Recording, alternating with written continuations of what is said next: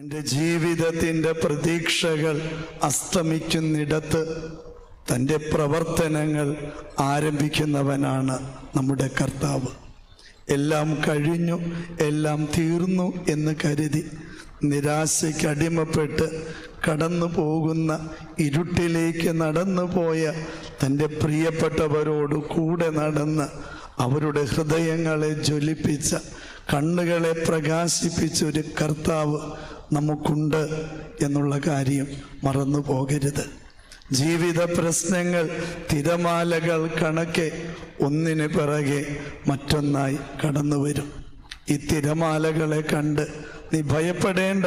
കാരണം ഓരോ തിരമാലയും തീരത്തെ കുറെ കൂടി ശുദ്ധമാക്കുന്നുണ്ട്, വൃത്തിയാക്കുന്നുണ്ട് എന്നുള്ളതും യാഥാർത്ഥ്യമാണ്.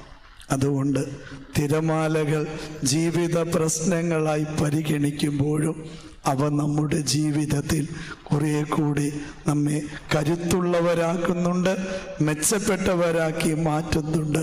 ഈ യാഥാർത്ഥ്യം തിരിച്ചറിയുക. കൂടെ നടന്ന് കരുത്ത് നൽകുന്ന കർത്താവിൻ്റെ കരം പിടിക്കാം. അവൻ്റെ ബലം നമ്മുടെ കരുത്തായി മാറട്ടെ. ഇന്നോളം ഈ നല്ല ദൈവം തന്ന നന്മകളെ ഓർത്ത്, ബലപ്പെടുത്തലുകളെ ഓർത്ത് നമുക്ക് നന്ദി അർപ്പിക്കാം.